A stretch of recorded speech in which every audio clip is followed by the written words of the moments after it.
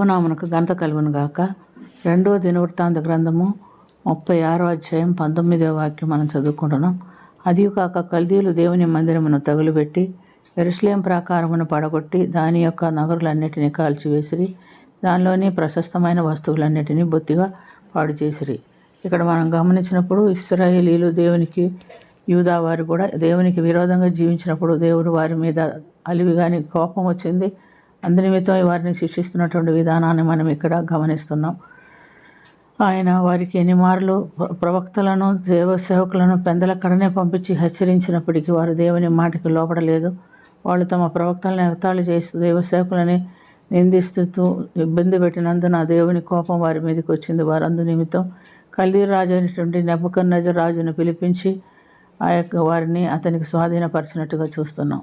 దేవుడైన యెహోవా వారు ఐగుప్తు దాసత్వంలో ఉన్నప్పుడు వారిని ప్రేమించి ఐగుప్తు దాసత్వం నుంచి మోషే అహరోనుల ద్వారా విడిపించి దేవుని పని మీద దేవుని యొక్క బిడ్డలుగా వాళ్ళని మార్చి వారిని వాగ్దత్త ప్రదేశమునకు నడిపిస్తున్నట్టుగా మనం చూస్తున్నాం. అయితే సీనాయి పర్వతం మీద దేవుడు వారికి కాకపడి 10 ఆజ్ఞలు ఇచ్చినట్టు చూస్తున్నాం. 10 ఆజ్ఞలో మొదటి ఆజ్ఞ, నీ దేవుడైన యెహోవాను నేనే, వేరొక దేవుడు నీకు ఉండకూడదు. పైన ఆకాశం అందు కానీ కింద భూమి అందు కానీ నేల ఎందు కానీ వేటి రూపమో మీరు చేసుకొనకూడదు, సాగిలపడకూడదు, నమస్కారం చేయకూడదు అని దేవుడు సెలవిచ్చినప్పటికీ వారు వాగ్దత్త ప్రదేశంలోనికి ప్రవేశించి వారు స్థిరపడిన తర్వాత వారు దేవుణ్ణి మర్చిపోయినట్టుగా మనం చూస్తున్నాం.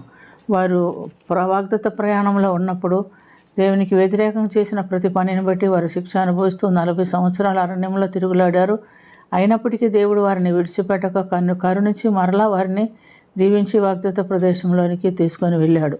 అలా వెళ్ళినప్పటికీ కూడా వారు దేవుని మర్చిపోయి మేము ఎంత శిక్ష అనుభవించాము, ఎంత శ్రమ అనుభవించాము అనే మాట మర్చిపోయి మరలా మంచి స్థితిలోకి వచ్చినప్పుడు దేవుని విడిచిపెట్టి విగ్రహారాధన చేస్తున్నట్లుగా మనం చూస్తున్నాం.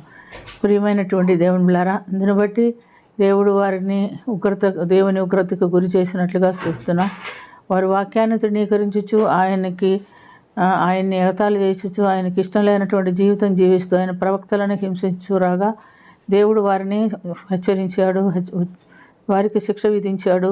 అయినప్పటికీ వారు దేవుని మాటకి లోబడలేదని మనం గమనిస్తున్నాం. అయితే యెరూషలేము ప్రాకారమున వారేం చేశారు? దేవుని ఉగ్రతను బట్టి తగినటువంటి శిక్ష వారికి ఇస్తున్నట్లుగా మనం గమనిస్తున్నాం. వారు యెరూషలేము ప్రాకారములను పడగొట్టాడు, మందిరమును తగలబెట్టారు. దేవుని చిత్తానుసారంగా జీవించని వారిని మరి మందిరంలోనే యువకులను ఖడ్గంతో చంపించారు. ముసలివారిని తల నరిసిన వారిని కూడా వారు కరుణ చూపించకుండా చంపించారు. మిగిలిన వారిని చెరలోనికి తీసుకొని పోయినట్టుగా మనం చూస్తున్నాం. కాబట్టి ప్రియమైనటువంటి దేవులారా, ఈ దినం మనం కూడా ఈ లోకంలో జీవిస్తున్నాం. దేవుని వాక్యం ఎక్కడ చూసినా విరివిగా ప్రకటించబడుతుంది. దేవుడు మనల్ని ప్రేమించి ఆయన వెంబడించమని చెప్తున్నాడు. ఆయన వాక్యానుసారమైన జీవితం ఇచ్చి ఉన్నాడు. కానీ ఎంతోమంది వాక్యాన్ని అనుసరించి జీవించలేకపోతున్నారు.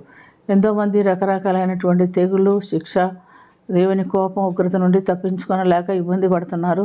ప్రియమైనటువంటి దేవుని బిడ్డలారా, దేవుడు మనతో ఏం అడిగాడు? నీ హృదయపూర్వకంగా నన్ను ప్రేమించి నన్ను ఆరాధించి నాకు మాత్రమే నమస్కరించాలని చెప్పాడు. విగ్రహారాధన చేయకూడదన్నాడు. ఆ ఒక్క పని మాత్రమే మనం దేవుని హృదయపూర్వకంగా ప్రేమించాలి.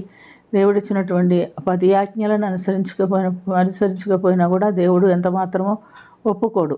10 ఆజ్ఞలు అంటే మనం గమనించినప్పుడు యేసు ప్రభు మనకు 2 ఆజ్ఞలుగా దాన్ని మలిచి ఇచ్చాడు. నీ పూర్ణ హృదయంతో, పూర్ణ ఆత్మతో, పూర్ణ బలముతో, పూర్ణ వివేకంతో నీ దేవుడైన యెహోవాను ప్రేమించుట అనేదే ప్రధానమైన ఆజ్ఞ.